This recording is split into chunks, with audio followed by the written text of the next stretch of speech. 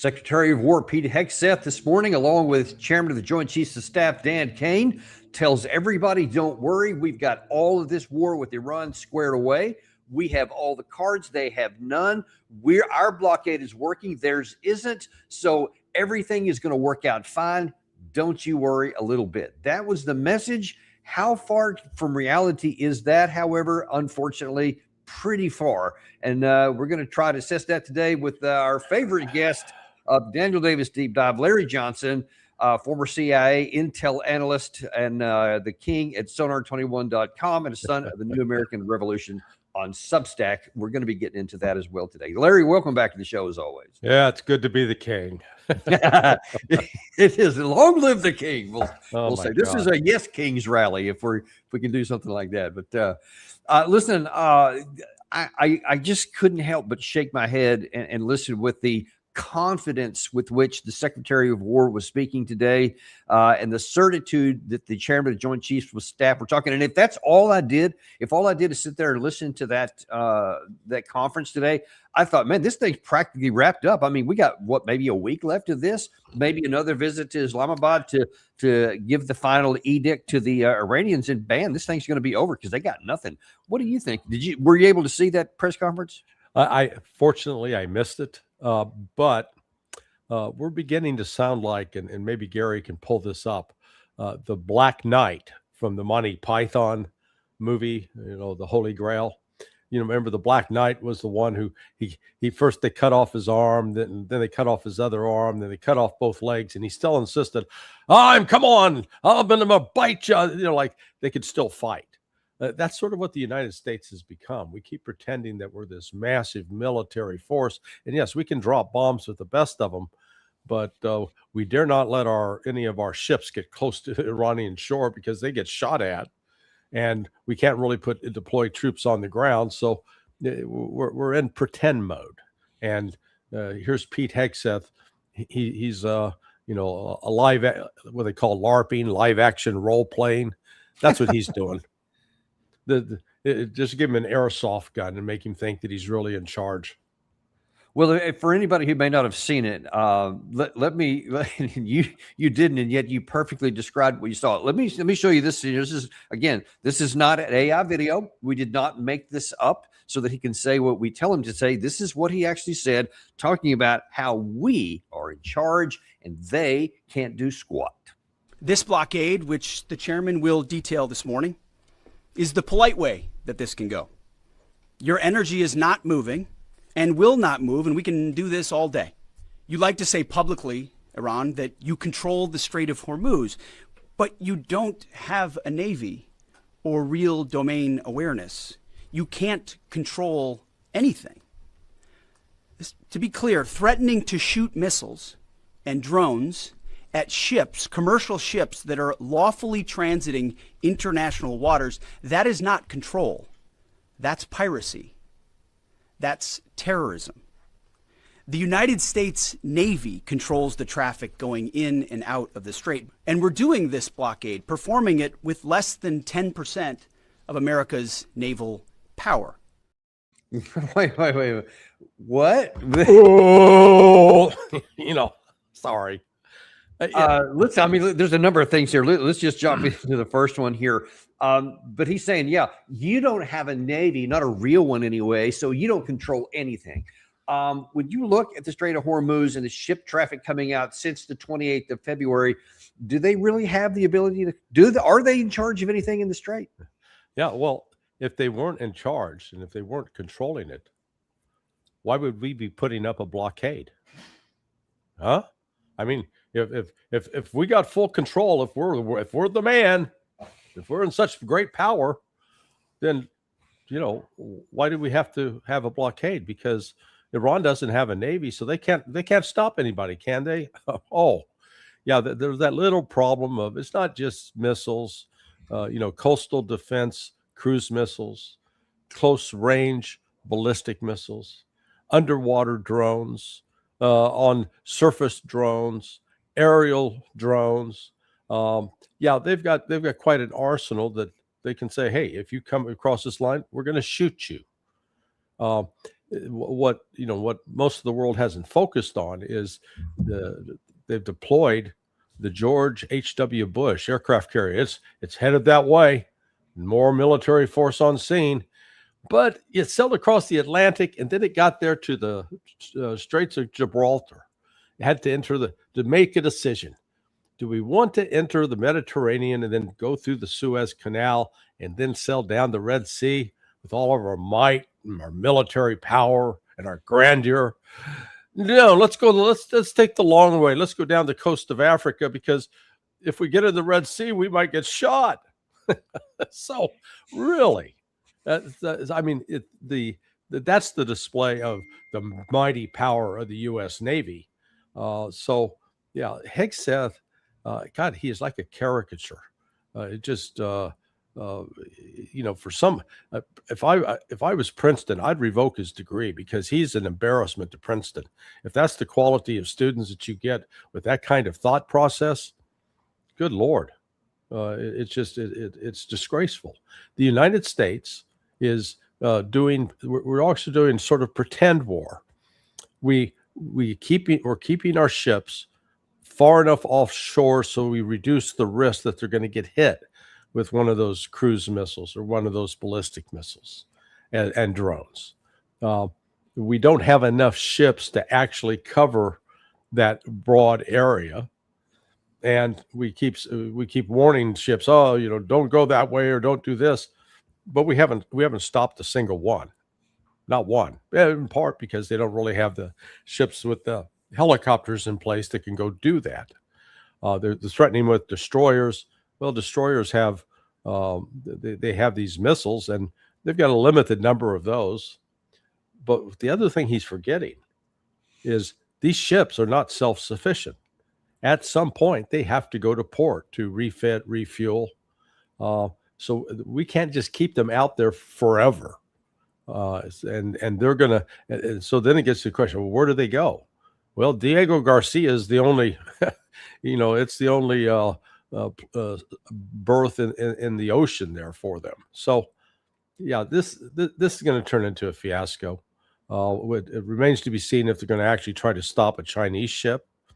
Because with all the ships out there, it's not like they come pre-registered saying, "Hey, I'm pro-Iranian," or I'm Saudi, or you don't know.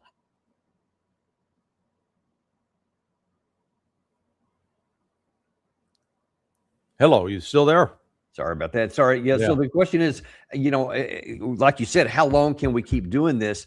But what's the utility of doing it anyway? Because if you have this blockade and there's nothing already coming through, because it was already blockaded from the other side, other than a few ships that come from their side. So the only thing you can say is that, well, now we're going to add your ships to the blockade. So you're blockading this half, we're blockading that half. So together we're working on making sure nothing comes out, even though a few have come through. But on that point, though, there's one of the things he said, which I just kind of cringed. I'm like, you did not go there, which is that he wants to pull out the legal card, that now then it's the Iranians that are doing something illegal and they're pirates. Yeah. What do you say to that compared to, I don't know, our activities? Yeah, us blowing boats out of the water just because we decide that they are carrying narcotics without one piece of evidence, killing people who are out on the high sea who are not shooting at us. Yeah, he's in no place to talk about international law. All he is right now, in my view, is an international criminal. There ought to be a war crimes tribunal, and he should be tried, court-martialed, sentenced. But this is the hypocrisy. It seems to be the currency in Washington D.C. these days. It's interesting. You mentioned, or you were talking about the duration of this. I checked this morning, and a lot of people that are for the administration want to say, "Oh, well, we've done this before. Reagan did it. He escorted all these ships through, and all this kind of stuff." And I know that the situations were radically different, even though they don't want to talk about that. But the point I wanted to zero in on is that we had, and I think it was 30 ships that were involved in this operation, which lasted 14 months. So can we pull this off for 14 months? And as I understand, there's a total of 17 ships, not 30. Do we have that many more ships to pull it? Well, let's recall what that oil escort operation was, 1987, 1988. So this was the height of the Iraq War, Iraq attacking Iran, in which we were funding that war, helping fund it for Iraq. We were providing the chemical weapons, the weapons of mass destruction that were used, that we later then used as justification for invading Iraq. They got these weapons of mass destruction. Forget the fact that we were the ones that provided the damn things. Iran at that time did not have a ballistic missile capability. They didn't have cruise missiles. They were, in fact, some of the missiles they got, they did get some, I think, some anti-tank missiles. They got those from Ali North. Remember, the United States was selling Iran some weapons. Iran-Contra, yeah, I remember that. Yeah, that was called Iran-Contra. So that was going on. But our ships, we had free access, and we basically had a free run of the Persian Gulf at that time. Iran basically, they had gunboats. And a friend of mine who's a Navy SEAL commander, he commanded the Hercules barge, and one night they were attacked by about 24 Iranian gunboats, and they dispatched them. So Iran didn't have the kind of military power that it does now. It's a completely different world. So our ships could go to port in Bahrain or into Qatar, or it was a piece of cake. They don't have that now. Nor do we have 30 ships. Yeah.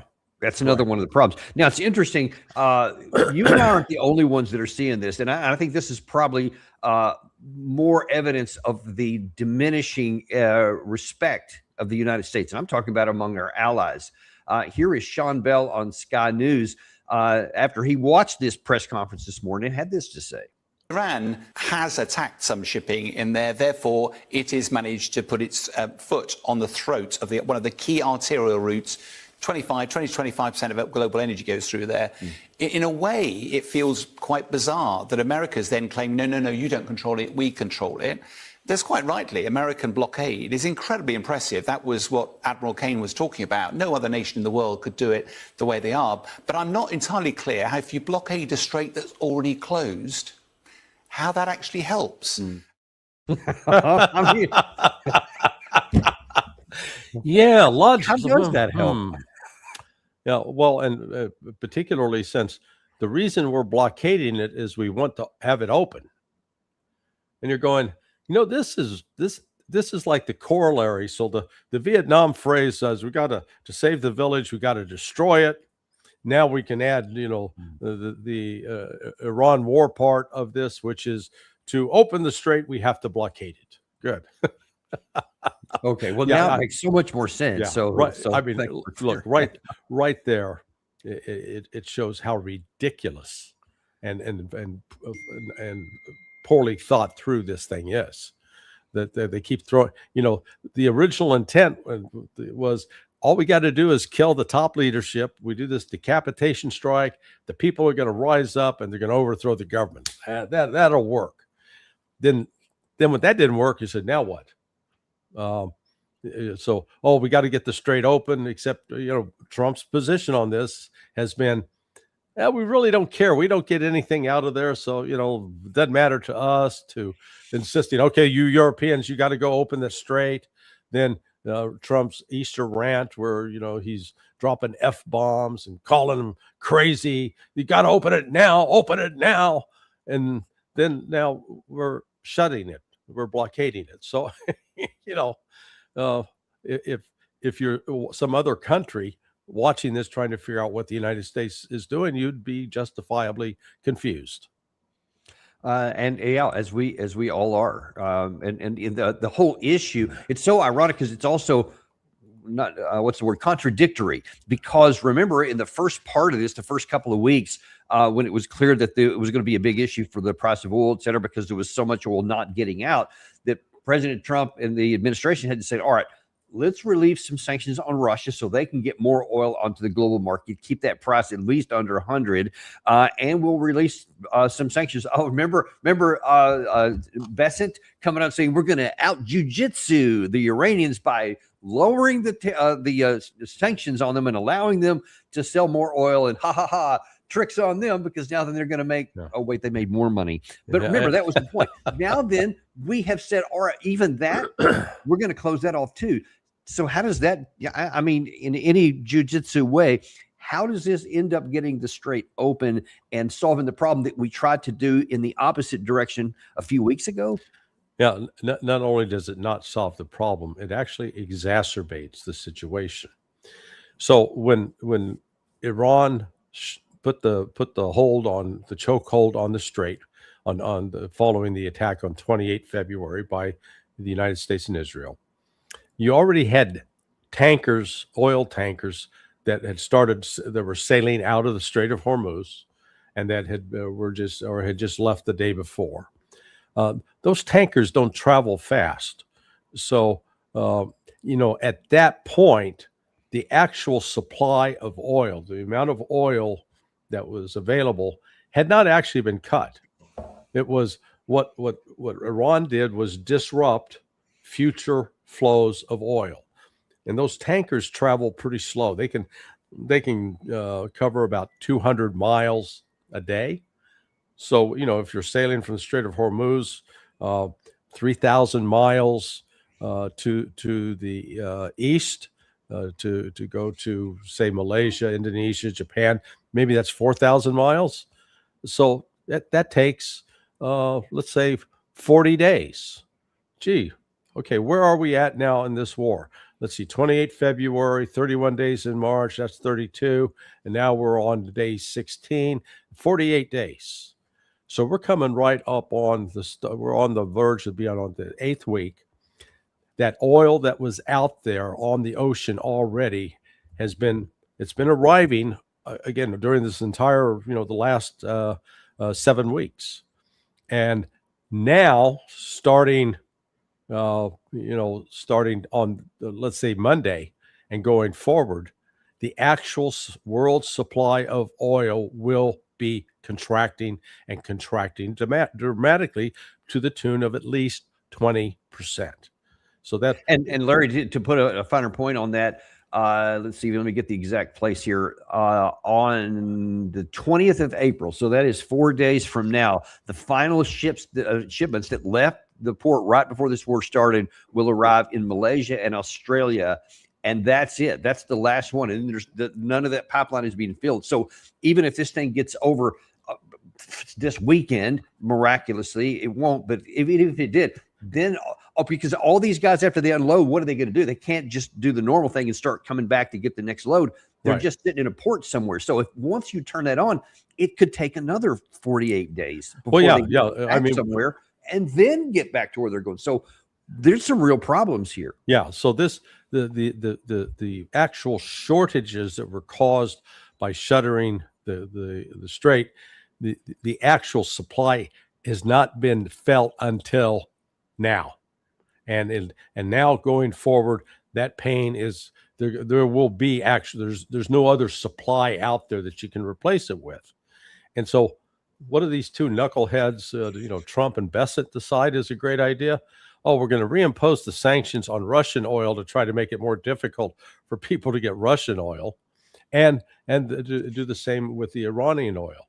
So this is going to thrust the world, I believe, into an economic depression, not just a recession, not just a hiccup, but it's going to be a severe blow. And I've got some insight into, here in the United States, we shouldn't be affected. We're number one producer of oil. We've got plenty of oil, but one of my neighbors, he has a cattle ranch. He lives here in our neighborhood, but the ranch is 20 miles out away from here. He said with the combination of having to pay $2 more per gallon for diesel, that the cost of fertilizer has tripled, And then we've had a drought here in Manatee County. And so he's having to buy more hay for his cattle. And he said last year he was, buying bundles. He'd be paying $40 for a bale of hay, and he used about 40 bundles. So that's, $1,600. Now those bales of hay, he said, which are scarce, they're tough to come by. He needs 90 to 100, and they're costing $90 a bale. More than double. Oh, wow. So you go from $1,600 to $9,000. Holy, that's about 5 times the price. So, and he says, we're running in the red. And he's not, it's not unique to him. This is happening to farmers across the United States. Just imagine what is happening to farmers in countries outside the United States where they don't have some of the resources that we do. So this is setting actually in motion the potential for a global food crisis, because these farmers, they'll shut down. What we might be seeing, for example, like with beef, because farmers would go bankrupt, there'll be a sudden supply of beef because they had to sell them all. And they get, they're on market. But then once that beef is gone, there's no more in line coming. So this is what Trump has done, has set in motion an economic catastrophe and it's going to hit different countries in different ways. But like Europe, they're suffering. Their suffering will start in earnest probably in a couple of weeks. But Asia now is feeling the pain big time because there are no more ships with oil coming. Well, and one of the things that really concerns me about that is something you published in sonar21.com. Watch what Trump does, ignore what he says. But that's one thing. But what really got my attention here, and in light of what you just said, is this part right here. Trump genuinely believes that the U.S. has vanquished Iran, and he does not comprehend the massive economic damage that the closure of the Strait of Hormuz is doing to the global economy. His declining mental state is dangerous because he is prone to make rash decisions based solely on his emotional state at the time. And you said that this was something you got from talking to Robert Barnes, who's also a friend of our show here. I wonder if you could tell us a little bit more about that. Yeah, this is, Robert said, and he's close to people that are friends with J.D. Vance, but he said the administration officials, Susie Wiles and people like John Ratcliffe and Marco Rubio, that level, they began noticing changes in Donald Trump last fall that became very short-tempered, was forgetting things that he had agreed to, and was saying things that he genuinely, sincerely believed were true, even though they were not. And any attempt to correct him would result in him, pushing back and becoming angry. And I likened it to, stories you hear about this alcoholic father who's abusive, and the kids, tiptoe around on eggshells. Don't make daddy mad, or daddy's gonna, punch us or hurt us. That is the situation the United States is in now with Donald Trump. We are in the throes of someone who's behaving like an alcoholic abuser, and it is dangerous because you don't have. He's not somebody that you can come into and give him bad news to tell him, hey, this thing that you're doing, it's going to blow up in your face. And no, you can't tell him that he's wrong. And so that's what we're seeing here, because this the 10-point plan was accepted basically by J.D. Vance. He didn't do it just on his own. He coordinated it with others in the administration. But when Trump started getting pressure, and Trump was aware of it too, but when he started getting the pressure, the pushback from the Zionist crowd, he then completely reversed himself and forgot that he had agreed to it. And so then that led to this, strange scene that we saw unfold in Islamabad of, J.D. Vance not being the real negotiator. He had to constantly get on the phone to say, may I do this? May I do that? And he did that with both Trump and Bibi Netanyahu.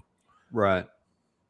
That by itself is a big problem here. Yeah. But let me tell you what's another problem. I mean, that alone, we could just stop right there, and there's the alarm bell should be going off, because for all the things that preceded this part of our conversation, where you just laid out economic things that are already baked in, that we're already in trouble. And by the way, that mirrors what we had of Commodore Steve Right. Jeremy on the show Yeah. a couple of days ago, where he came to the same conclusion, had data for it, et cetera. So there is mounting evidence, and he wasn't alone either. Gary had shown a couple of headlines of some other economists that are coming to the same conclusions. People see it out there. Okay, if President Trump is suffering mental decline, then you can attribute something to that. You can say, all right, well, man, that's really bad, but at least I understand where it's coming from. It's more difficult when you see other people who at least allegedly are not suffering mental decline also having this kind of detached from reality moment. And then we've already talked a little bit about Secretary Hegseth, but here's one more thing that he said this morning from the press conference that seems even worse than Trump. You have no defense industry, no ability to replenish your offensive or defensive capabilities. You only have what you have. You know that, and we know that. You can move things around, but you can't actually rebuild. You can dig out for now, but you can't reconstitute. But we can. We are reloading with more power than ever before, and better intelligence. Even more importantly, better intelligence than ever before, as you expose yourself with your movement to our watchful eye.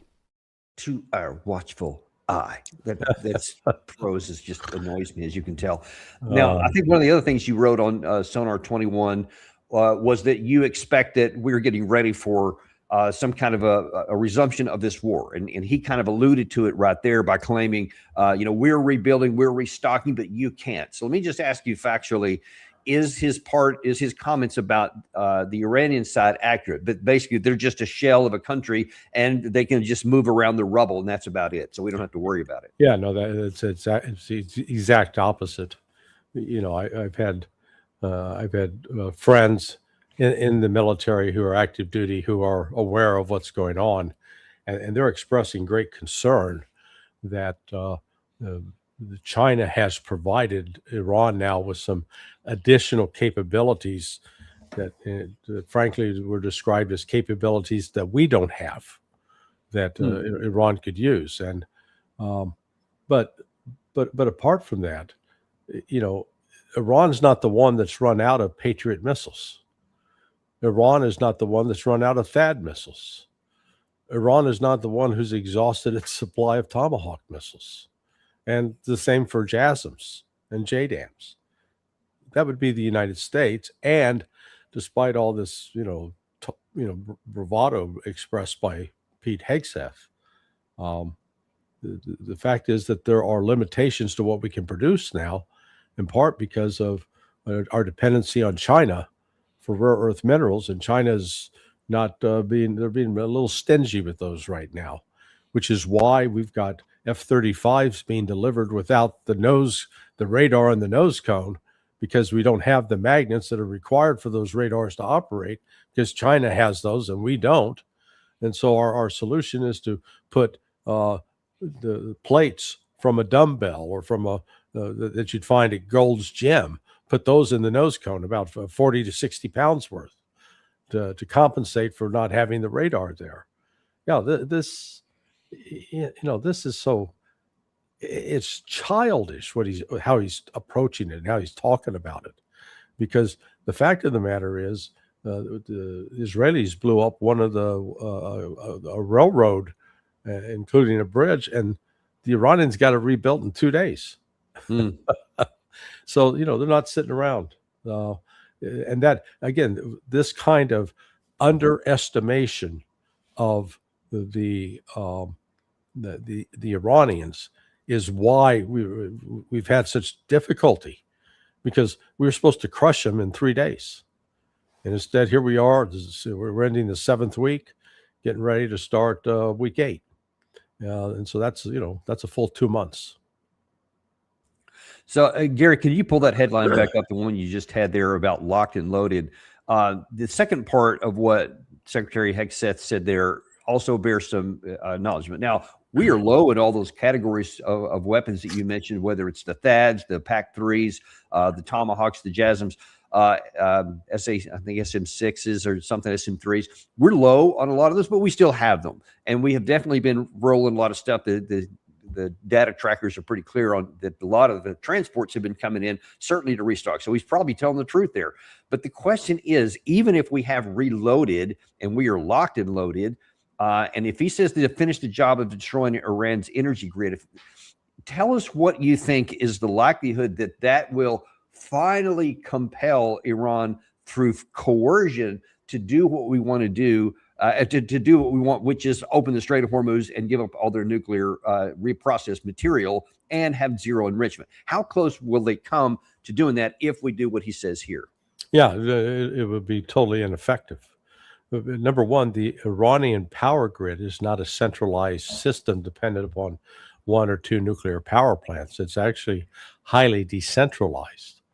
So, and then to actually try to destroy them, we're going to have to put airplanes over Iranian territory.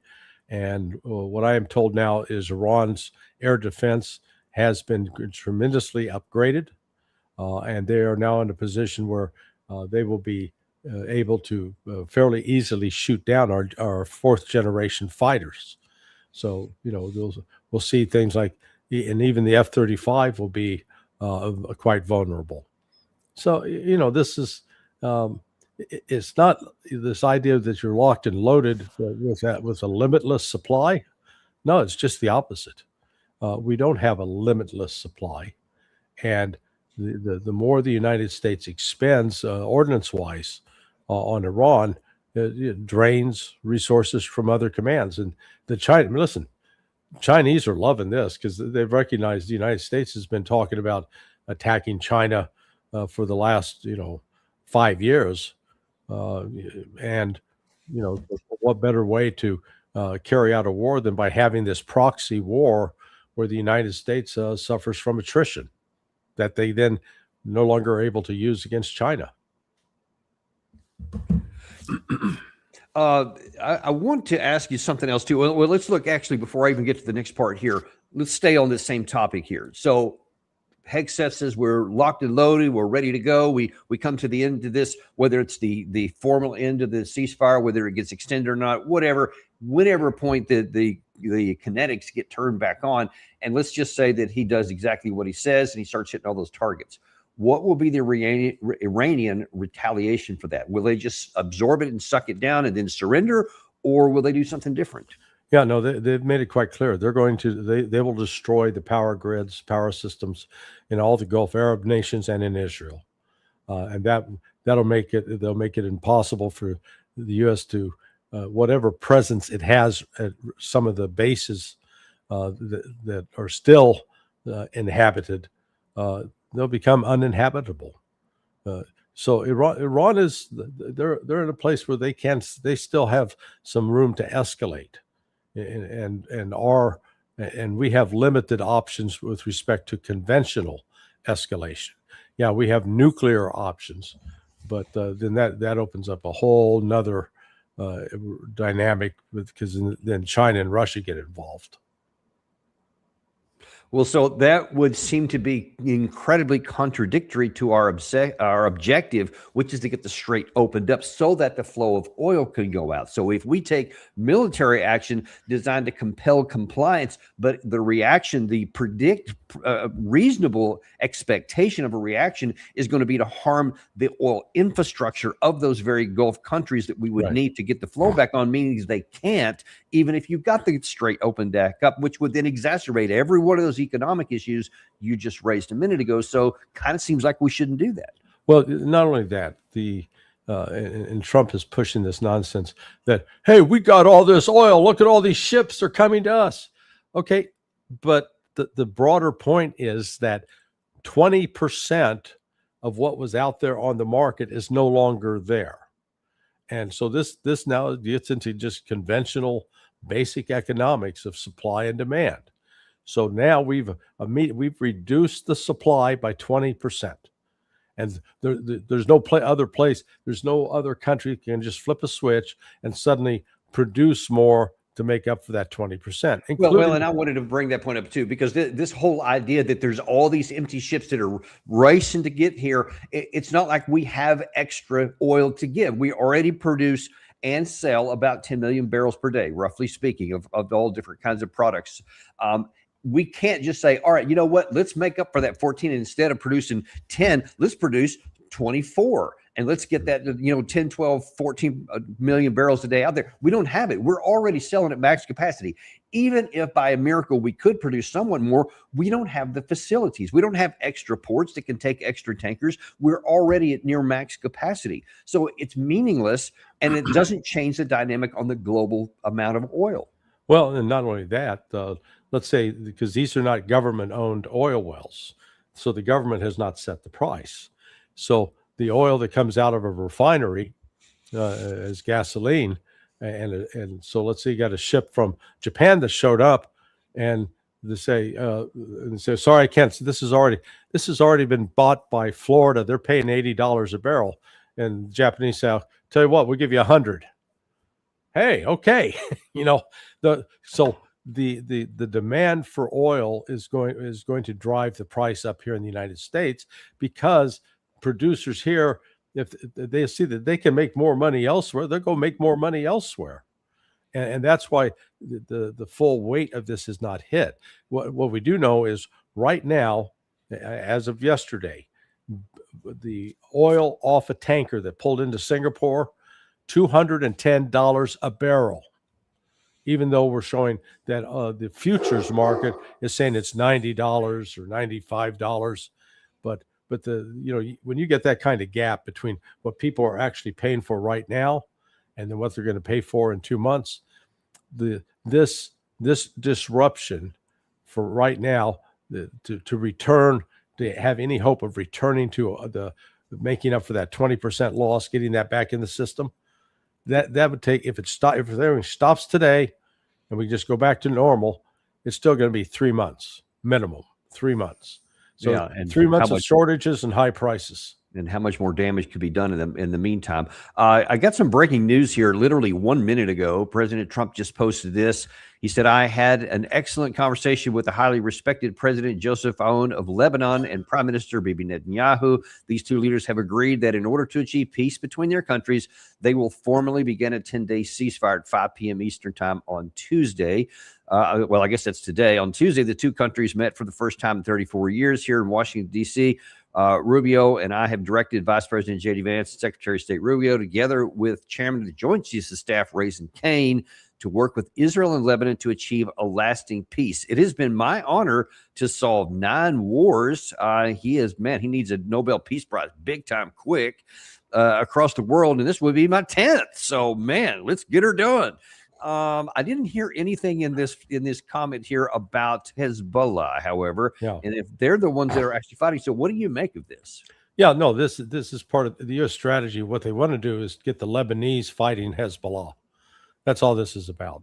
But I mean, even in that, Lebanon per se, the armed forces of Lebanon, they're not fighting. So what do they cease firing?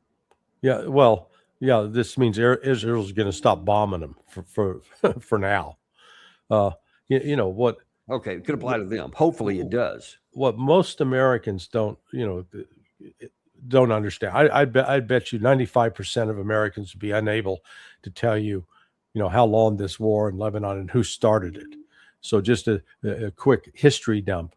This thing started in 1975 when a group of Christians called Phalangists, Lebanese Christians, attacked a group of Muslims, the Shia, and killed them, massacred women, children. There's about 35 massacred. That then started the civil war, because Lebanon is divided between, they've got Christians. The Christians, I guess, have always been sort of the president of Lebanon.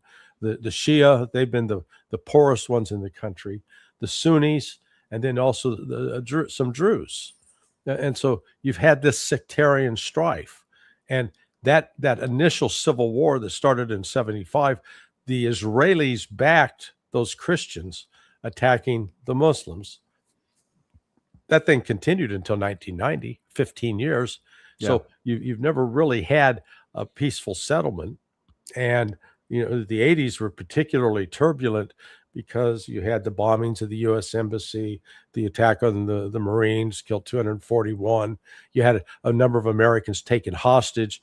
And all of that was taking place again in the backdrop because the United States was involved with attacking Iran, using Iraq as a proxy, and the United States was involved siding with Israel, attacking Muslims in Lebanon.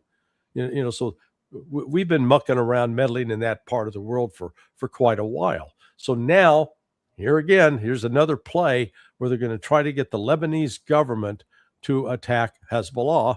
And all it's going to do is unleash another round of civil war that has been plaguing. Correct me if I'm wrong, but that's what the Israelis want. They want civil war in Lebanon. They want the fraction in Iran. They have it in Syria at the moment. I mean, that appears to be their modus operandi. Is that right?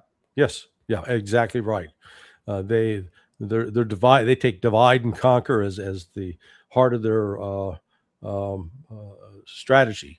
And let's recall that back when that whole civil war started in 1975, there were Shia Muslims, a group that were backed by, I think Amal was backed by Bashar al-Assad in Syria, and it was Iran then that came in to support what then later in 82 became known as Hezbollah. So it was not always a simple matter that like Assad was marching in lockstep with Iran. No, it hasn't been the case. And let's not forget that Turkey is going to now be playing around on this playground as well. So this is not really good news that Israel's going to stop attacking Lebanon. That doesn't mean that the war is going to stop in southern Lebanon as Hezbollah and the Israeli Defense Forces are battling each other. Yeah, we'll see if it plays. And that was also one of the prerequisites for the Iranian side to enter into ceasefire to ceasefire at all and to an end of war negotiations. They said they wanted the release of some of their frozen funds, and they wanted the Lebanon to be included, Hezbollah specifically, right, to be included in the ceasefire, which of course it hadn't been. So now we'll see if this actually takes place. We'll see if it stops, and we'll see if that helps, because there's still supposed to be working out some final deals for their resumption of these negotiations in Islamabad here in the next 24 or 48 hours. We'll see if that happens. Yeah. But one more thing that I want to point out here. You mentioned in Sonar 21 about the problems with the cognitive ability of the president. And then I showed you the Hegseth. It's not just him, but it's other people too. Well, there's one other that I want to point out here too. And this is somebody that has talked frequently and recently about, hey, I got on the phone with President Trump and talked to him. And so we know that President Trump listens to this guy, Jack Keane. Maybe you've heard of him. He's a retired four-star general. Now, as a kind of a stage setter here, Keane was the one who, before this war started, was emphatically, every time he got on the airwaves, was pleading with Trump not to have a negotiated settlement. He said, do not do this, because even if you got everything you asked for, but it left this government in place, it's going to be a strategic loss for us. Please don't do it. We need to solve this militarily. That's what he said then. Here's what he's saying now. We hold to the deadline, and that's coming within a week. They know we're going to come back and hit them militarily. Number two, the longer the blockade goes, they do the numbers themselves. That forces total economic collapse for them. They can't handle that, nor do they want to return to military combat operations. The terms of discussion, I believe, with our negotiating team when they were in Pakistan the last time, the blockade was not in place. They should completely change now. And by that, I mean, we want everything. You surrender everything to us. By the deadline, you make a commitment to that. We make zero concessions to these guys, zero. That's it. That's all we got to do, man. It's like we're looking for a USS Missouri kind of moment where we sign a surrender document and they give us everything we asked for. We should give nothing, and then that'll get this war over with. Is there any rational possibility, even if you take the morality out of it, just say, just brute force, is it possible for us to accomplish that task? No, not at all. Again, I never cease to be amazed that someone as intellectually incapacitated as General Keane is, could actually become a general. Because normally you associate generals with someone who, people who are intelligent, who are well read, who understand the consequences of going to war and do everything in their power to avoid it. You know, this guy is just the exact opposite. He's almost maybe, you know, he's emulating Stanley Kubrick from Dr. Strangelove, because he certainly comes across like a crazy general that you know, is eager, doesn't mind if 50 or 60 million people die, just as long as we maintain our purity or whatever. Yeah, so this is it's detached from reality. And what if this kind of guy? I mean, President Trump listens to him. I mean, Yeah. do you think that the negotiating team might go into Iran with that? I'm sorry, into Islamabad with that mentality? Well, number one, I think if there are going to be new talks, and the only way there will be new talks is if there is a ceasefire between Hezbollah and Israel. Last night, the Israeli cabinet refused. They met and refused to do that. But the meeting will take place probably in Moscow or China, more likely Moscow, because there was genuine concern on the part of the Iranian delegation that they were going to be ambushed when they were flying back from Islamabad to Tehran. So they going to Moscow gives them a lot more options for safety and security. But again, the conditions that Iran laid out, they haven't backed off from those one bit. Those conditions still apply, and the United States is either going to meet those or not. There is growing desperation within the people surrounding Trump, the recognition that they're going to get slaughtered in the midterms. This is turning into a political disaster and an economic problem at that. So they're looking for a quick solution, and you know, there is a potential quick solution, but it requires the United States to make some concessions that we're not willing to make. Well, that's the problem. And to your point here, here is a recent comment by this foreign ministry spokesman of Iran saying, yeah, if you're looking for us to surrender, you might want to keep looking. We will not enter negotiations to accept America's conditions. Our criterion is the interests and rights of the Iranian nation. If a negotiation is based on one side imposing conditions on the other, that is not called negotiation. It is called dictation. It is imposition. And you know that the Islamic Republic of Iran and the Iranian nation will never accept such imposition and dictation. So let me ask you a similar question with what he said that I asked with the Americans a while ago. Does Iran have the wherewithal to back up his defiant words that we're not going to give in to you? Because if the locked and loaded that Secretary Hegseth said this morning means something that we're about to do, and we come in with all this heavy bombardment, can he hold on to that? Yeah, they can. And because Iran has done something the United States hasn't done since 1861, and that is they fought an 8-year war, and that war was fought on their soil, and they lost 300,000 minimum soldiers, about 70,000 civilians. So they know the cost. They've experienced it. They've tasted it.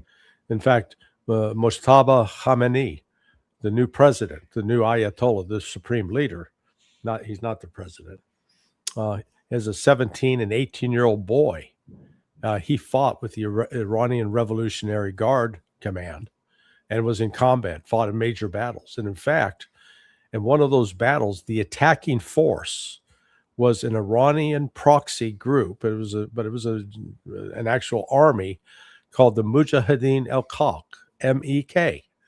And when I said, that sounds familiar, yeah, because we're now funding and arming the MEK. The United States is. It's a terrorist group. We used to designate it as a terrorist group, but no longer. So the point is, the Iranians have been fighting this now for 46 years. The United States loves to portray ourselves as the victim of all this unprovoked Iranian rage. And I hadn't sat down and really thought it through until recently, but all that spike of so-called terrorism by Iran in the 1980s was a direct reaction to us attacking Iran and using chemical weapons against Iran, and then it's backing the Israelis and killing Muslims, Shia Muslims in Lebanon. The massacres that took place where the Christian phalangists, they were allowed to go into these refugee camps and just slaughter women and children. Understand human nature. They may have been Shia Muslims, but they are human beings, and human beings around the world react in the same way. If you come in and kill my family, I am filled with rage and I will seek revenge. Hell, we've got movie after movie with that theme. Charles Bronson, Death Wish, the movie The Punisher.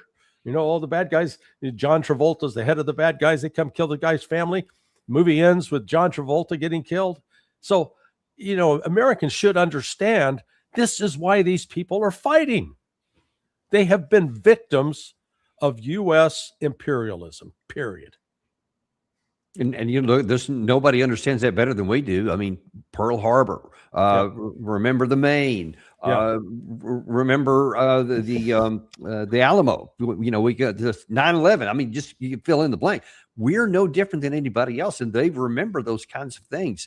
And let me ask you this: in the last few minutes that we have here, let's say that things go the way that Secretary Hegseth this morning said they're going to, locked and loaded. We're going to do this. Then whatever version of the negotiations that happen next, if there are any, they also leave with both sides doing the same thing. They're still way over here. If anything, they may be further apart. If we go in and try something new, whatever it is, whether it's try to steal this hexafluoride, whether it's to have a raid on something, whether it's to try and just bomb them, their energy systems out, whatever, what happens on the backside of that? How does this get resolved? Well, I think ultimately it's going to be resolved with the intervention of China and Russia. And that intervention will entail them convincing the Gulf Arabs, hey, guys, you're going to be better off working with us because, here the United States promised to protect you, and all they've done is made you more vulnerable. And we're seeing signs that there is movement on that front. That yesterday, the head of the Iranian delegation to Islamabad was talking to the foreign minister of the United Arab Emirates. The Emiratis have been the most intractable of the Gulf Arabs and the biggest supporters of the U.S. war against Iran. But I think there are signs that they are beginning to realize it's too costly for them to continue in this way. Iran will stay on its feet, and it will expose the fact that there are limits to U.S. military power, and that revelation is going to be very damaging to the U.S. reputation throughout the world. That here, little Iran on its own stood up and resisted the United States. So I think ultimately there will be a negotiated settlement. The terms that Iran has laid out will largely be met, and I think Iran, ironically, will probably still be willing to accept inspections and accept limitations on enrichment of uranium, just so that the United States can save some face out of this. Trump can come away and declare, I have secured an permanent agreement with Iran that they'll never have a nuclear weapon and that they're not going to enrich beyond 20%, something like that. And, he could have had that at the outset with all this without having to go through all of this. I just wonder if he's capable of having any kind of an answer like that doesn't end up with, he can try to claim some of that. I just worry, but I fear that even to get to that, to where I'll just do it because behind the scenes he realizes it. It could be months. I think. Did you see this coming soon? Yeah, no, I think I think this is likely to stretch out till at least August. And the reason I pick August is that the full economic impact of how bad this is, will not be affecting us until then. We've got too many people on Wall Street and in the administration. They're in denial. They're pretending we can just keep along, that this is not as bad as it appears. No, it's bad. It's worse.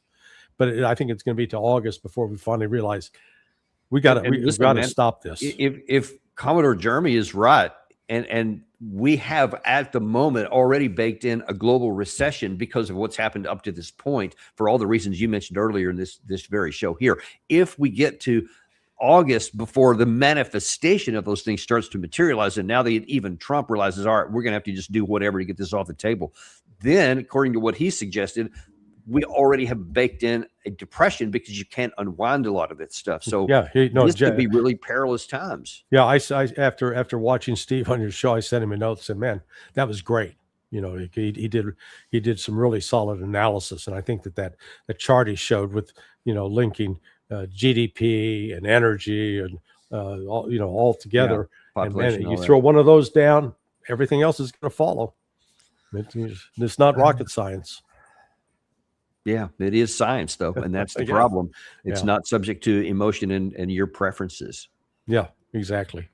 But anyway, all we can do, man, is just sound the alarm and say, look, we need to get this done and come up with, as we have here, there are alternatives. There are escape routes. Even right now, there's an exit if you're willing to take it, and at least people are aware of it. So we thank you for illuminating that, because that is desperately needed right now. Well, thank you for having me, and thank you for what you guys are doing, because as Steve Jeremy told you, your show brings a lot of these issues that it's not being covered with the mainstream media, not being covered with the cable news. So we've got to get the truth out there somehow. We will. They will eventually be forced into doing it, but more on that later. Actually, I have a beef with the mainstream media, which I'm going to get to later this afternoon. But also, we're going to be back with Dennis Fritz, who is a retired Air Force Master Sergeant, who's got a workman level looking at what's going on with this blockade and the whole gamble. And he's going to have some interesting details to pass along to you about why it's not working and what we can expect. We'll see that later this afternoon at 2 p.m., and we will see you then on the Daniel Davis Deep Dive.